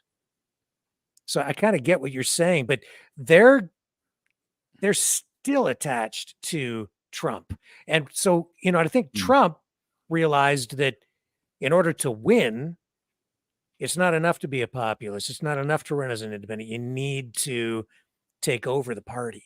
And that's why I think the RNC, I think the Republicans today, they're not the Republicans of before. Now it's the MAGA party. Now it's the Trump party.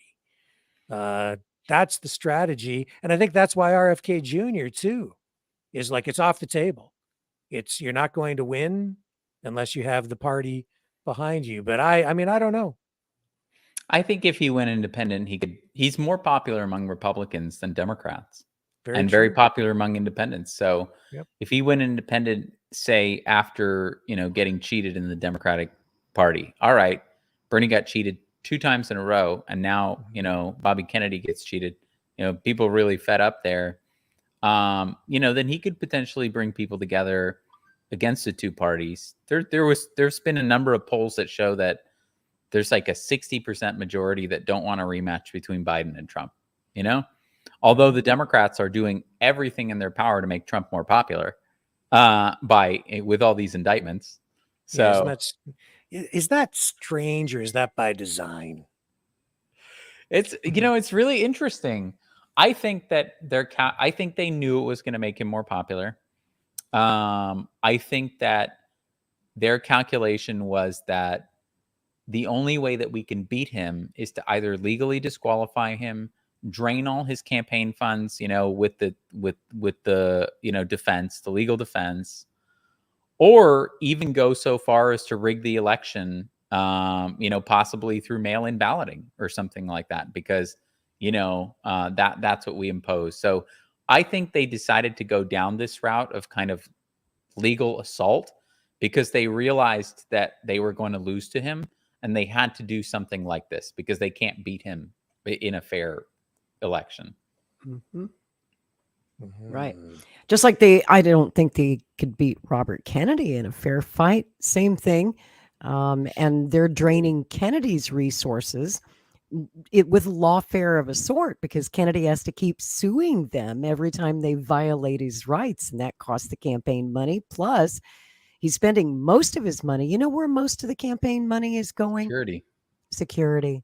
Yeah. That's right. Because the Biden administration has denied him Secret Service protection, which ought to be a no-brainer if you've got someone named Kennedy running for president. That should just be an automatic yes. Of course, we'll give you Secret Service protection. And, every other candidate in recent memory, going all the way back to 1980, when his uncle, Senator Edward Kennedy, ran for president, I mean, he had Secret Service protection at least a year before the election. Obama, Trump, Bernie, I think all of them had it a year or more before the election. Why is it even up to Biden? There should be some threshold. You're pulling this high or whatever's happening, you've raised this much, you get it automatically. Right. And the whole reason that presidential candidates get Secret Service protection is because of his father. In 1968, when his father was assassinated on the campaign trail, President Johnson, like the very next day, introduced it. Well, he just ordered it, and by executive order, said that from now on, presidential candidates get Secret Service protection, period. So the whole reason that's there is because of his dad. Isn't that just strange? Yeah, incredibly ironic. Yes. Well, speaking of Kennedy and the intelligence community and narrative control and censorship, hopefully I've got my internet issues fixed here, guys. I got kicked out of StreamYard. I swear to God, they're trying to censor me. But I'm back. Do I sound okay now? Can you hear me? All Seems good? good. I'm not sure if my internet is stable enough to play a video. So, Rick, I just put a video in the private chat, and I was wondering if you could be so kind as to cue it up on your side. Hopefully, your internet's okay after the storm, and you can run it better on your side. I'm afraid it may lag if I play it on my side, but it's a really interesting clip, and I wanted to play the whole thing for you because it's actually one of the better things I've seen on Rising recently with your friend Brianna Joy Gray and Robbie, the so-called libertarian who's not a libertarian, but anyway, but they're talking about how the CIA is actually behind most of this social media censorship. That is the case that Robert Kennedy is making, and I agree with him. Let's take a listen. Sat down with Project Veritas founder James O'Keefe to explain how the CIA is controlling what you see on social media. But even journals like Smithsonian and National Geographic, Nature, the Washington Post, the New York Times appear to be compromised by the CIA. We know from the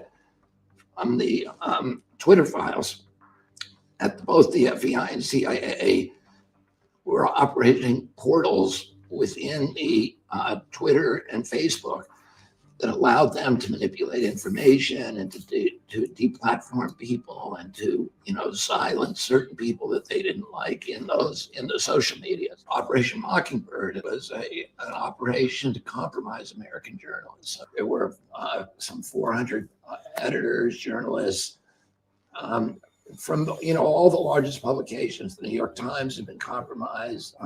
The Washington Post was basically. What do you mean by compromised for people who? Well, they were functioning. The high-level people at those journals were working for the agency or had signed secrecy agreements with the CIA. And at CBS, ABC, NBC, after '75, when it all came out during the Church Committee hearings, the CIA promised that it would no longer compromise American journalists. It continued the program to compromise journalists all over the world. And today, the CIA is the biggest funder of journalism in the world. And how about present day? They fund it through USAID. Now, despite Kennedy's distrust of the intelligence blob, financial records do indicate he's paid his daughter-in-law, a former CIA officer, tens of thousands of dollars in campaign cash. The Washington Examiner reports that the Kennedy 2024 campaign gave $21,000 to Amaryllis Kennedy, the wife of his son, Bobby Kennedy III. Amaryllis worked for the CIA until 2010, reportedly, quote, thwarting terror groups from obtaining weapons of mass destruction. I don't know much about this part of the Kennedy family lore. Has this come across your radar before, Brianna? I mean, the fact of him having CIA relatives has come up. Look, of course, it's the case that you can't control who your child falls in love with and marries. Of course, the fact of your child's spouse having ideological commitments that are different than your own doesn't mean that you are lying. Payments going to your daughter-in-law because maybe you helped them buy a house or you gave them a job when they needed money or something like that doesn't necessarily mean that he's like in cahoots with the CIA or that he's being disingenuous when he talks critically about those organizations.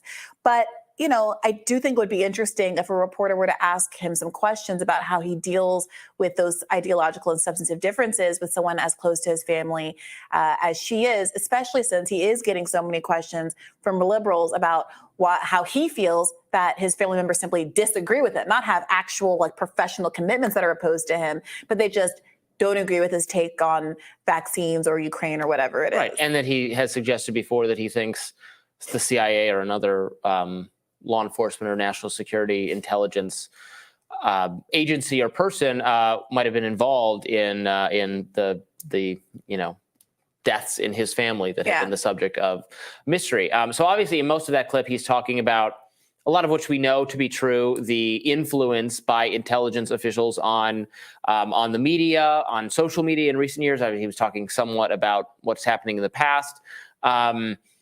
yeah, we like this. This is a fact that there were separate portals set up on Facebook for law enforcement to flag stuff they want looked at and taken down. Some of that is actually what we want, or most people want law enforcement to identify like child pornography or non-consensual images or violent images. Sure. or terrorism being organized. They actually do want law enforcement to flag those things for the platform to take those down. So it's not like all moderation is wrong, or no one is ever like actually suggesting that, because that's not true. It's a lot of like criminal conduct on social media, conduct that is rightfully criminalized, that needs to be dealt with, that law enforcement can lend a hand. But what's been so creepy and it generated so much objection is that it's just didn't stop there. Now it's just it's disagreements, it's speech, it's policy disagreements on COVID, on national security. We've talked a lot about how narratives that Ukraine doesn't want on social media have been flagged. Li Fang has done a lot of reporting on that, have been flagged by law enforcement for social media sites. So yes, I think it's fair to say that they're working in tandem. Now, they're not always working in tandem because social media loves this arrangement, but because they faced so much pressure from the Biden administration, and I'm sure would even if it was a different political party's administration. It's not really the partisan. To be honest, the social media aspect of this is just it's just the tip of the iceberg. Yeah, the CIA's involvement in directing the cultural trajectory of the United States of America and engaging in a deep propaganda campaign is well documented and infinitely more pernicious than just, and I'm not saying it's not important, but than just the influence on these new social media apps. I mean, in the wake of the Cold War, there was this concerted effort to infiltrate media organizations, Hollywood, to influence the trajectory of American art. There was this feeling that Soviet art, representational art, showing workers coming together, building a society collectively, was pernicious. And so they boosted Impressionism, both to downplay the kind of political value of representational art coming out of the East, and also to show, well, America is vibrant and innovative, and look at this new stuff that we're coming out with here. Take some Jackson Pollock. They tried to influence. They were so frustrated that communism was so popular among young people who saw it as rooted in workers' rights and the growth of the labor movement coming out of the 1930s and 40s in the United States of America. They didn't understand why people were so attracted to it for its equality directives. So many civil rights leaders and labor leaders were communists. And so they had to engage in a propaganda campaign in the wake of the Cold War to make sure that these things weren't considered to be popular anymore. And of course, we all know about the Red Scare and all of those pogroms that swept through Hollywood and stigmatized people down to I Love Lucy. But it was also, it also had these effects in so much more subtle and pernicious ways. And so everything that he's saying there, like, people who want to call him a conspiracy theorist, like, this is not the moment. Like, this is not the late. And if anything, what he's describing there is understating how much of our cultural reality has been designed through state-run propaganda mechanisms. Yeah. And it's funny, so many, even liberal people, just kind of more normal liberal Democrats who object, who know their history as well as anyone else, and object to the kind of Red Scare mentality, the McCarthy hearings, all of that stuff, just totally, wholly embraced that exact same thing with respect to the 2016 election and the purported Russian involvement. What communication did you have with Russian agent? They accusing people who had shared content on social media that they say is Russian origin. And still we hear like this gets thrown. I think Vivek got accused of this. Others get accused of that. That narrative you're saying that's a Russian preferred narrative. Well, is it accurate? Is it true? Like, doesn't matter if Russia prefers it. If it's true? Is the case. Like, we see these fact checks that saying Ukraine is going to eventually lose the war against Russia is a Russian propaganda campaign. Well, like, if it's true, you can't say that if it's true. And the liberal media has wholly embraced that. Ridiculous. They're red scaring all over again. I was called out during the Bernie campaign for agreeing that until 60 years ago, America was an explicitly legal apartheid state with two tiers of citizenship, one for white Americans and one for Black Americans. And I was told, well, that's a Russian propaganda line that America is bad for Black people. And I said, well, the best way to fight back against that, since it's true, is to improve the status of all people living in this country and have substantive equality. But people didn't like that answer. They, if Russia says that you're supposed to take a reactionary view and just take the opposite position, even if it means, I guess, validating an apartheid state and my own people's oppression. So yeah, it's really gross. Many of us just watched the Oppenheimer movie and saw the ways that his labor bona fides and advocating for students' rights on campus was used against him, or attempted to be used against him to invalidate his anti-war turn toward the end of his life.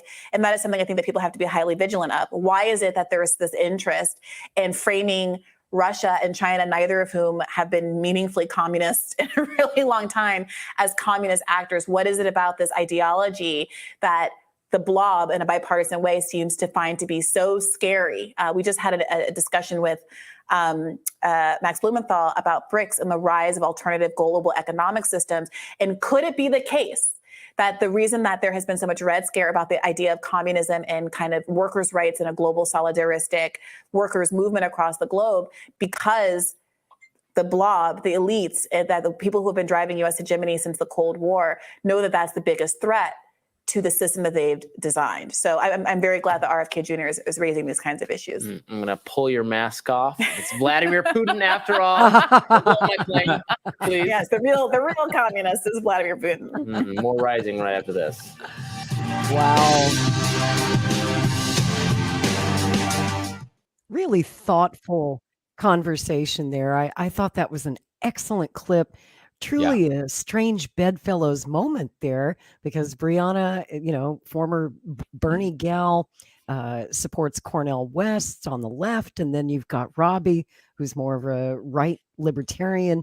And yet they agree 100% as to what is going on, and that censorship is one of the biggest problems we face right now. But most of all, they dug into the deeper reasons behind it, and pulling back the curtain to show that it's actually the CIA. This is all part of a larger foreign policy picture.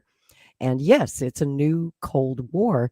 I thought that was just excellent, guys. What did you think of that?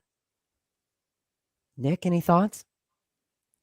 Yeah, I thought it was fantastic too.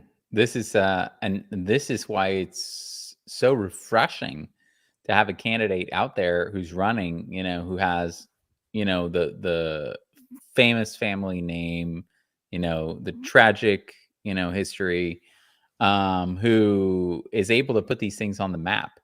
Because a lot, coming from the left, a big criticism I have of the left right now, and this includes people like Cornel West, is that there just isn't enough awareness of the kind of technological dystopia that is being built up around us right now.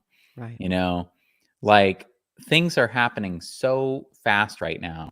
What's happened, with the the vaccine mandates, the explosion of censorship, the explosion of surveillance, all of these different things. I would also put wokeness into that, because it's so pernicious and effective at dividing people. All of these different tools are kind of exploding, and the need to, whether it's like break up big tech, regulate artificial intelligence, so little conversation about that. And the kind of traditional left is just totally not aware. It just seems to go right over their head, or they don't believe it. I can't. How many or times have they said, "Oh, you're not being censored. Come on, you drama queen. Stop making noise. Nobody's censoring you. Come on." I hear that from Democrats on the left all the time. When people on the right, they were the first targets. First, they came for the Republicans. First, they came for the MAGA Alex people. Jones. And now first they came for Alex Jones, right? And now they're coming for people on the left, which is what we were trying to tell you all along when the Democrats were cheering, yay, I'm glad they banned Donald Trump from Twitter. Yay, I'm glad they banned Alex Jones. I'm like, wait for it, buddy, because they're going to come for you. And now they are. And they're coming for Robert F. Kennedy Jr. He's on the left. And, you know, they came for us, Maverick News. I've lost count of how many times we've been banned, been censored, been to YouTube jail. We are now censored on Facebook in Canada because of the stupid C-18 bill and the C-11 bill, which, you know, Facebook took all news off the platform for Canadian citizens. They can no longer access vital news and information on Facebook. They took down all of our Maverick News channels. Our Canadian channels can't broadcast in Canada to Canadians. To just let that sink in. It makes no sense. Now, our main Maverick News channel, where most of our subscribers, most of our audience is, we're in YouTube jail for 2 weeks. If you're watching us tonight on YouTube, folks, you're watching on one of our smaller backup channels or channels within our network. We are building a network of, you know, when somebody gets banned, the others in the network step up and put that signal out there. We're finding ways to drive around these roadblocks. They keep putting roadblocks in our way, and we're just trying to get the message out, get the news out to the people of America and the people of Canada. And then not only did we lose our main YouTube channel today, but I got censored too. My Vimeo channel got banned for, again, it's that foreign policy agenda. So you know this is coming from the Biden administration and the Biden White House. What they censored me for, you guys are going to love this. Rick remembers about 5 months ago, was it? We did a special report that was like 3 hours long about the Nord Stream pipeline. And we showed people, we made a very strong case that the United States actually bombed the Nord Stream 2 pipelines, Nord Stream 1. And I took it all the way back to the last time that the US CIA blew up a Russian natural gas pipeline. Nick, you might not be old enough to remember 1982. I don't even know if you were born yet, but I remember. Back during the Reagan administration, the CIA blew up a natural gas pipeline called the Trans-Siberian Pipeline. And very much like Nord Stream, it was above ground, not underwater. And it went from Siberia all the way to Germany. And it carried cheap, you know, reliable natural gas from the Soviet Union to Western Europe. And of course, the United States didn't like that much. It was the Cold War. They were trying to destroy the Soviets economically. So they blew up the damn pipeline. And at the time, that was the largest explosion that had ever been recorded on planet Earth. It was seen from space. It was a huge story at the time, and most people have forgotten about it. So I've been talking about it a lot over the past year. As soon as Nord Stream blew up last year, I said, wait a minute, I've seen this movie before. I remember the Trans-Siberian Pipeline. So I put together this 3-hour-long kind of special report about that and put it up on all these different platforms. It's on Rumble. It's still on my YouTube channel, folks, if you want to go look at it. YouTube hasn't censored it yet, but Vimeo just took it down today and banned my whole damn channel. And you're going to love the reason why. Let me read for you the reason that they gave. Dear Lori Spencer, your account has been removed by the Vimeo staff for violating our guidelines. Reason: we do not permit accounts that upload conspiracy-related content that number one, suggests that a real-world tragedy did not occur, or two, violates other content restrictions. So basically, it's whatever the hell we say it is. Unbelievable. So it's a conspiracy theory, I guess, that the United States blew up the Nord Stream pipeline. It's been almost a year, folks, since that happened. It was September 26th, 2022, that Nord Stream went boom. And yet, to this day, the intelligence community doesn't have any answers. They said they'd look into it. The United Nations tried to look into it. Russia put forward a resolution several times to the Security Council asking for a real investigation. Security Council voted it down every single time. Nobody seems curious as to what actually happened to the Nord Stream pipeline. And for some weird reason, after 5 months of that video being up on the platform at Vimeo, all of a sudden they decided it had to go. And it's obviously Russian propaganda, right? I mean, it's obviously commie propaganda. What the hell, guys? What the hell is going on? And so with all this, you've got all this censorship ramping up because we're getting into the 2024 election season. Let's be real clear about this. And I'm going to say this before they turn my mic off forever. Biden did it. Biden blew up the Nord Stream pipeline. Biden is behind all of the censorship. He is censoring his opponents. He's censoring Kennedy. He is censoring Trump. Might even censor him to the point of putting him behind bars. Then he'll be like Julian Assange and he can't communicate with the outside world at all, right? He won't be tweeting if he's in prison. He won't be giving interviews, and he certainly won't be holding any rallies. I'm just saying, folks, they'll go that far. I really, really believe that they will, because I truly believe we are living in a full-on fascist country. There, I said it. I said the F word. The F word everyone's afraid to say. Fascism, that's what it is. It's the merger of state and corporate power. And what we see is this mega conglomeration, Google and YouTube, just as one example of many, that Bobby Kennedy is currently suing in this lawsuit over censorship. And that they're obviously in bed with the government, with the Biden administration.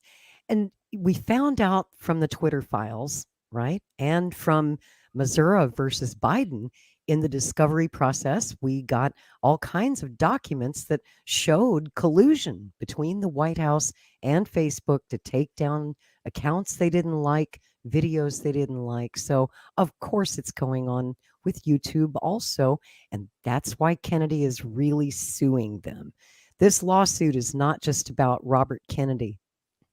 It's about getting discovery documents, about getting those YouTube files that will show us the communication between the White House and that platform. And of course, Zuckerberg and Jack Dorsey and the CEO of Google, they're going to say when the time comes, mea culpa, we were under pressure. The White House was threatening us. We didn't mean to do it, but they made us do it. They put a gun to our heads and made us censor people. No, you guys shared the ideology. You hated Donald Trump. You couldn't wait to censor Alex Jones and Scott Ritter and Rick Walker and all of us and Robert Kennedy. And Garland Nixon. You didn't do it because they had a gun to your head. You did it because you wanted to. Let's be real clear about that. Sorry, I just had to rant. I'm so pissed off about this. That's a good warm up for tomorrow night. Yes, yeah, that's what I was getting to. That's a preview right there. Yeah, I'm going to be really fired up tomorrow night on Twitter because there is no censorship, at least so far so good for me on Twitter. Twitter's been very kind to me. Every other platform has censored me. I've been censored off of Facebook before. I've been lost a YouTube channel, just lost my Vimeo channel. And just about every other platform has taken me down except Twitter. Fingers crossed that they will continue to let me speak. I love Twitter Spaces. It's a great way for people around the world to get on a big phone call for free. Doesn't cost you anything. You can call from anywhere in the world and join us. Unfortunately, Twitter does still censor some people. And they've still got Alex Jones censored. They've still got Scott Ritter gets banned every couple of months. And they've just, again, banned our friend Garland Nixon, who's a radio broadcaster and all around good man. So we're going to try and find a way to get the ghost of Garland Nixon to join us on Twitter Spaces tomorrow night. This Twitter Space, folks, and I hope you'll join us. You don't have to have a Twitter account to listen. If you're not on Twitter, you can still listen if you just go to my Twitter account, which is Real Lori Spencer. I'll be the host, and we've got an all-star panel lined up. My co-host will be Anita Stewart, who's a staffer with the RFK campaign. We're going to talk about the lawsuit. We're going to talk about how this censorship is affecting the campaign. And then we're going to talk to journalists, not just in the United States, but around the world, who are also affected by this crazy YouTube censorship. We're going to talk to Rick Walker of Maverick News, who's a multi-time veteran of YouTube jail, currently in YouTube jail. We're going to talk to Caleb Maupin, who reports for RT, the most censored network in the world. And YouTube was the first to censor RT. We're going to have a panel of journalists who know firsthand, including our friend Craig Pasta Jardula, who's also been censored heavily by YouTube. Everybody, all these journalists that are doing good work are the ones being censored. You know you're doing it right, folks, when they censor you. So kudos to these journalists who are getting censored. You're doing it right. Good job. And we want to have a real discussion about that. And Twitter seems like the place to do it because we can't seem to talk about this stuff anywhere else.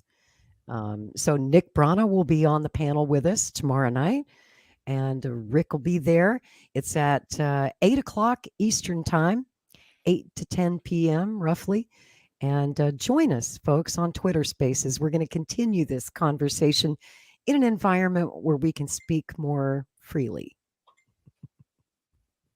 And I look forward to having you guys there. We're just about to wrap up. Nick, where can people follow you and support you? Can come find us at peoplesparty.org, and we're on Twitter, Facebook, YouTube, all across social media. For now. For now, that's right. I think they're a little more scared to kick us off, and they should be, because we're a registered political party in the United States. That would be the first time they kicked off a registered political party, to my knowledge. Ooh, and so that would take the censorship to another level. You're going to purge a whole political party. Talk about freedom of speech violation there. Yeah, I'd say they wouldn't dare, but they probably would. Yeah, I think that they have a plan to kick us all off eventually, and I think that it works through stages, and I'm sure that it will eventually arrive there. We're going really fast, aren't we, Rick? We are indeed. We're seeing political leaders thrown in jail. It's happened in my country. They want to do it to Trump. They've already done it to many of the people around him. And don't forget Julian Assange. Yeah, he was the first to go down for all of us. So, it definitely happens in stages. The frog is boiling. And boy, they're turning up the heat. Really turning up the heat. Mm-hmm. They've done it for the past couple elections. After the 2016 election, it was Russiagate, fake news. Remember, all the rage was fake news. Okay, now we got to shut down everything. And then they started reversing the algorithms. The algorithms on YouTube and everything, I mean, now it's like hard to imagine. But it used to actually lead people towards anti-establishment content because that's what people wanted to see. And then they reversed the flow. Now the algorithm leads to the mainstream media and, corporate content, government content. And then in 2020, there was another big wave of censorship, following that, where they kicked the U.S. president, obviously, off social media, showed everybody, where it's going. If we can kick a U.S. president off, we're gonna go all the way. So, I think it's a plan. It works in stages. It's multi-year. It lurches forward every time there's a U.S. election. And it really concerns me because, this kind of like window of opportunity that we have with the internet, it might be in retrospect temporary. It might be fleeting. The advantages of the internet that it's given working people for us to be able to have these kinds of conversations, reach people across our, our countries and the world. There's nothing guaranteed about that. Well, I was told that the First Amendment was guaranteed, that it was absolute. Am I crazy to think that? I mean, I took the document literally. Congress shall make no law. Right. But of course, this is the slimy way that they do it. They say, well, it isn't Congress doing it. It's not the government doing it. It's a private company, Google and YouTube, and they can censor whoever they want. But I argue, yes, it bloody well is. That's what we've talked about for the past 30 minutes. And they are doing it in Canada. The government of Canada passed 2 censorship laws that have now gone into effect, C11 and C18. Are you familiar with those, Nick? You know what they're all about? Maybe Rick can explain. He's the expert. C11 basically forces the social media companies to give priority in the search engine results to mainstream media, and it pushes the independent stuff way into the background, if you can even find it. And then C18 is an internet version of a broadcasting initiative that has been in place for a long time. It would force social media companies to pay additional fees to the mainstream legacy media for the use of their news content. Pay them for their stuff, right? And Facebook has said, no, we're not going to pay, because as much as they're controlled by government, they also control government. And that's the irony of it. Yeah, and but that one won't pass. Yeah, because they're more interested in profits. So they said, well, forget it. We're just not going to carry any news content then. So that's inadvertently led to massive censorship, where they've taken all news content offline. They've blocked all Facebook pages that have anything to do with news. If you share anything with news in Canada, you can't see it. So no news on Facebook at all, period, zip. Is no news good news? No, thou shalt only discuss trivial bullshit. That's why we ran. Well, I was running a YouTube, Facebook protest online, where I've got an aquarium with a Siamese fighting fish. We call him Fred the Freedom Fish. And I ran that for hours and hours and hours for 2 nights. And my position was, this is the only kind of content that is safe for YouTube or Facebook. Please go subscribe to our Rumble channel. And that's what I ran straight up. And we picked it up. All the other channels in our network, we would stream Fred the Freedom Fish for hours and hours on end. Because what are they going to do? Ban a fish? Yeah, they did. They will. They did. They did. They banned Fred. They banned frickin' Fred. Fish. So you all are ahead in Canada on the most banned fish in the world. Yeah, that's unbelievable. As bad as it is in the United States, there's how it's going to get worse. Yeah, because Canada doesn't have a First Amendment. That's what I was going to say. I don't think that first law would be legal in the U.S. or to mandate that search engines push certain content down. I mean, the censorship that they're doing isn't legal, but still, like, I think that would be difficult for them to pass in a law. Right. See, they're doing it, but they could never get Congress to pass a law because the Supreme Court would strike that down. But they also don't need to, because we know that in practice, the CIA is telling them, derank this, and they're doing it. And the CIA doesn't even need to tell them, because they want to derank the content anyways. So like, there's been studies done about how effective the algorithmic manipulation of search engines is and how it can affect elections. Massive, massive impact, And what's the #1 search engine that everyone uses? Exactly. Google. Yeah.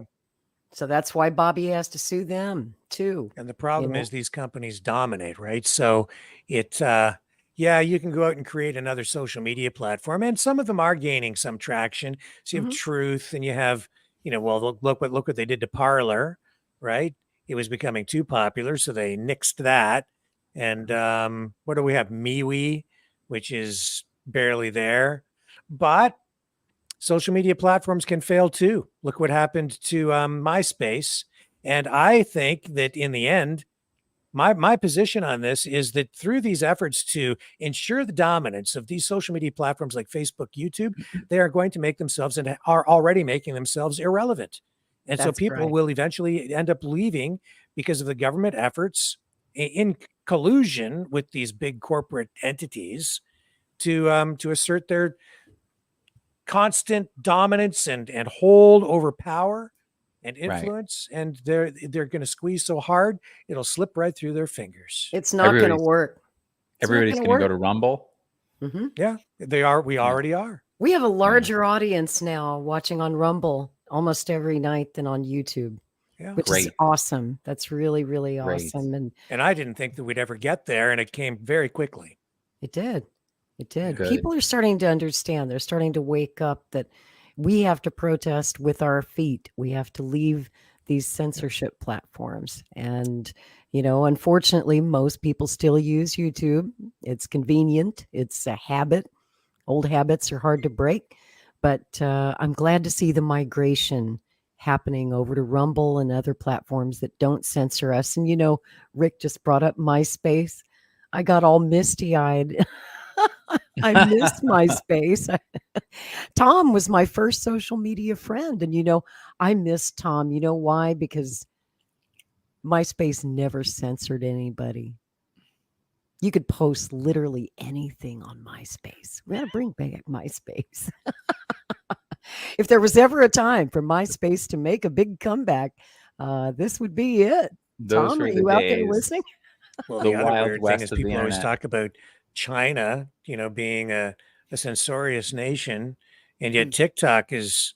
It seems to me there's more freedom on TikTok than there is on these other platforms too. But maybe not, because our friends over at Mint Press News just got banned by Well, TikTok this that's week. not to say that there isn't censorship there too. There certainly is. Mm. But yeah, I see some really weird stuff over on TikTok, bizarre stuff. Well, see, that's just it, Rick. It's like you were saying earlier on Maverick News tonight that YouTube, TikTok, Facebook, and Twitter too, they allow extremist content. Yep. They encourage it in the algorithm. Yep. They push that up in the algorithm, and then they push the real news down in the algorithm. They censor us, but they're more than happy to let a bunch of extremists that want to overthrow the Canadian government have accounts on TikTok with hundreds of thousands of followers. That's right. So, and you figure that one out. I'm working on it. If I'm able to, I'll let you know. But if you guys, somebody's got to help me with it, because I'm at a bit of a loss. Yeah, it all gets to you after a while. Every time you get censored, as a journalist, it hurts you, because we are committed to the First Amendment. It's the whole reason we wanted to become journalists in the first place. We believe in a free press. That's why we do what we do. So every time they slap us with another restriction, another stint in jail, another channel down, we just have to find the wherewithal within ourselves to get up again, stop crying about it, find a new way to get around the roadblock. They're just going to keep throwing roadblocks in our way, and we have to drive like Steve McQueen, drive like Bandit in the Trans Am, in the big truck, eastbound and down, loaded up and I think trucking. you're mixing your movies together, but that's okay. Yeah. I'll forgive you. I am. I think I'm getting loopy. It's kind of late, so I'll bring this show to a close, guys. But what a great conversation this was. This has been one of my favorite episodes of Bedfellows, and thank you so much for joining us, Nick. We probed all sorts of stuff tonight, and it was fantastic. I look forward to continuing this conversation with both of you tomorrow night on Twitter Spaces. I hope you guys will join us, 8 p.m. Eastern on Twitter, on the tweeters. And you can find me at Real Lori Spencer. Once again, thank you, Rick Walker, for being my co-host and my friend this evening. And thanks to all of you for watching. We'll see you back here next Saturday night for Strange Bedfellows. Peace.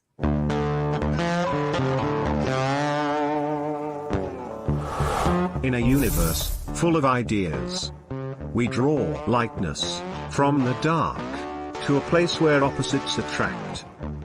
Right meets left, positive touches negative, sparking an explosion of truth. Because politics makes Strange Bedfellows.